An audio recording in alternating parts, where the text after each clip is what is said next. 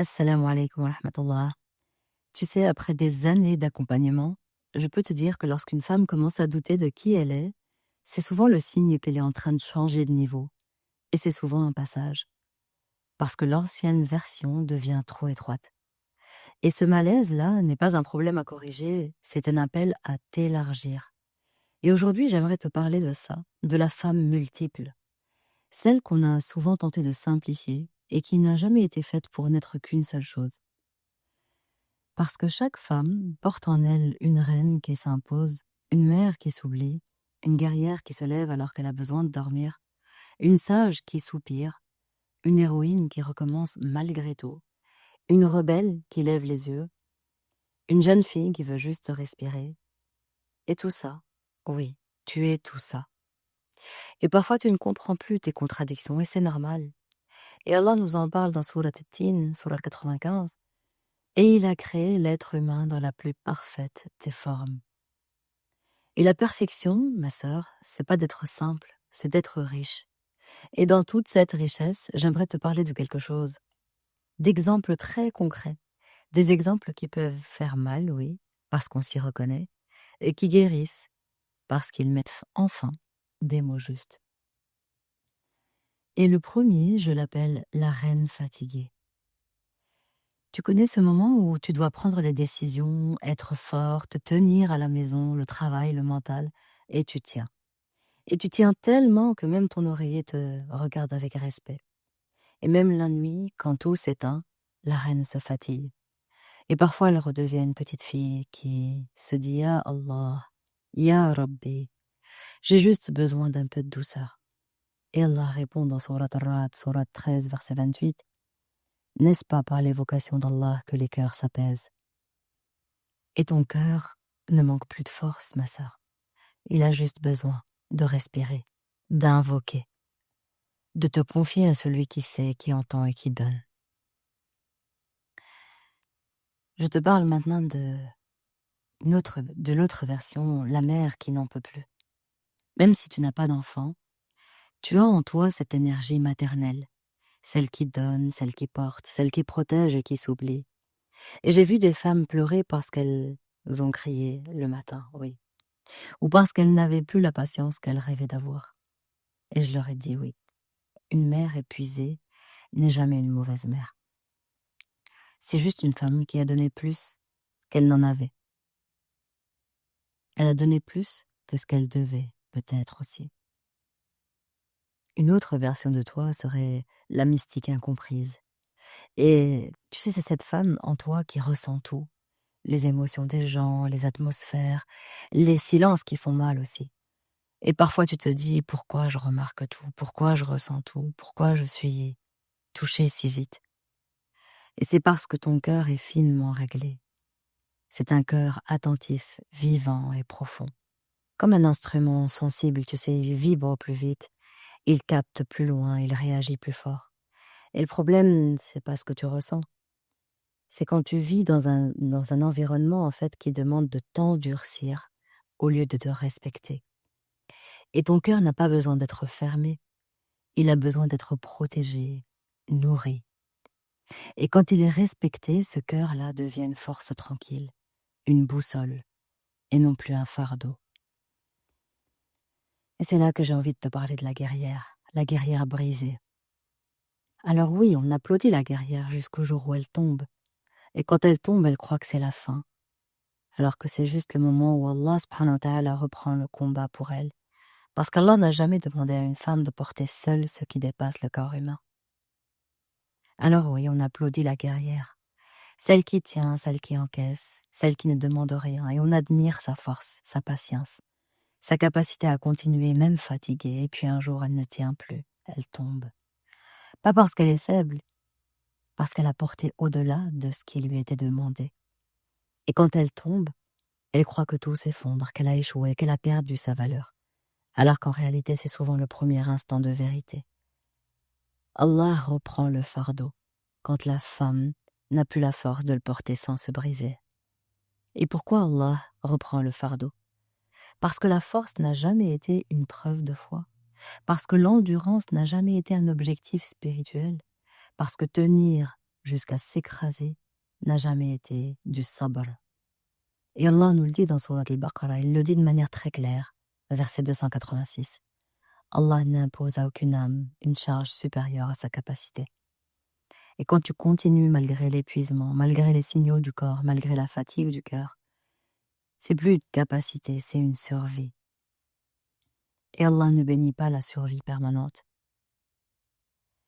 Allah ne reprend pas le fardeau en te rendant soudainement invincible, en fait.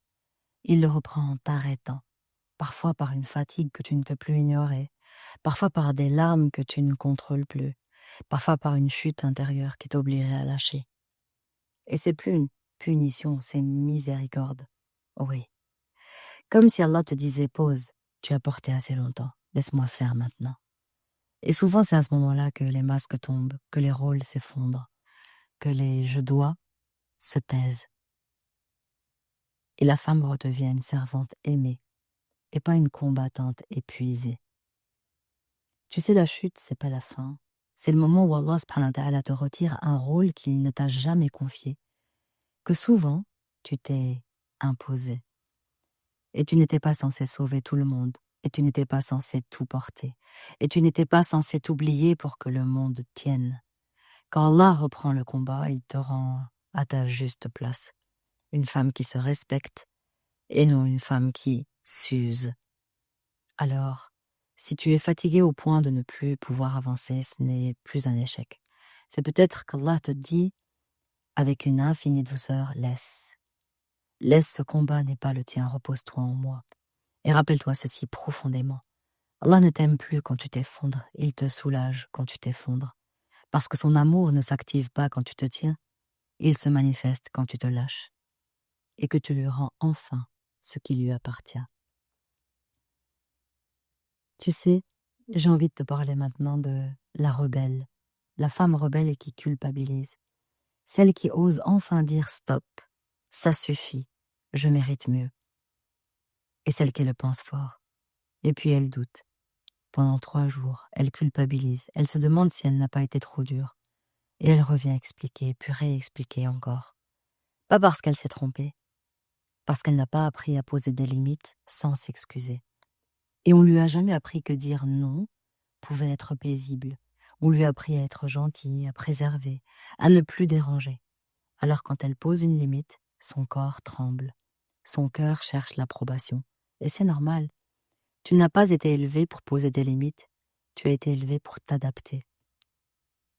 Sauf qu'aujourd'hui, tu apprends autre chose. Tu apprends à rester droite sans attaquer, à dire non sans te justifier 1000 fois, et à te choisir, oui, sans te fermer. Et ça, c'est plus de la rébellion, c'est une naissance intérieure. C'est maladroit parfois, inconfortable souvent et profondément beau. Parce qu'une femme qui apprend à se respecter ne devient pas dure, elle devient juste. Alors maintenant, de toi à moi.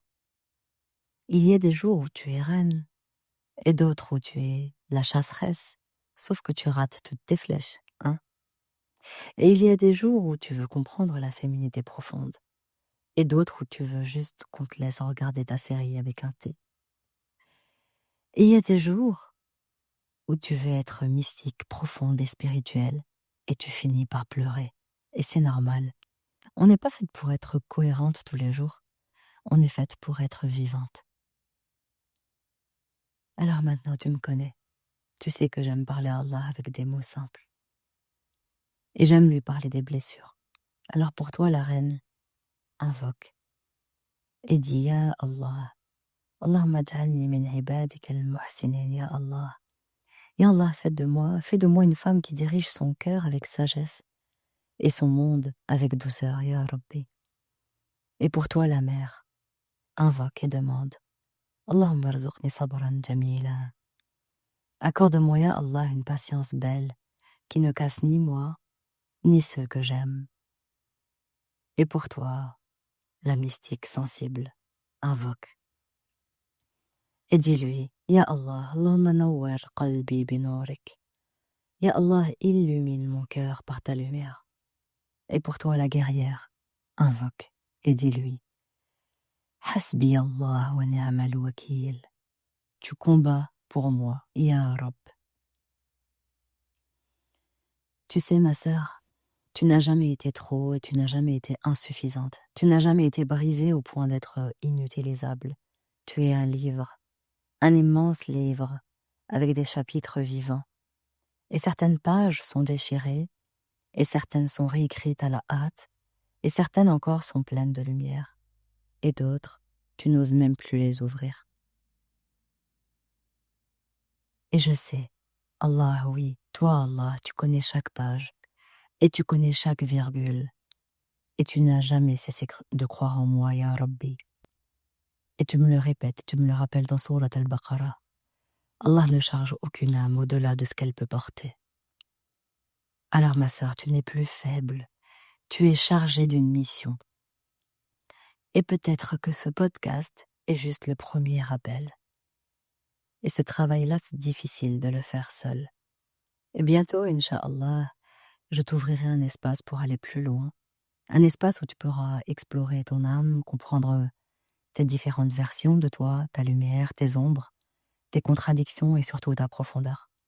Un espace rare, intime, extrêmement féminin et transformateur. Je t'en dis plus très bientôt. Continue juste d'écouter ton cœur, il sait déjà.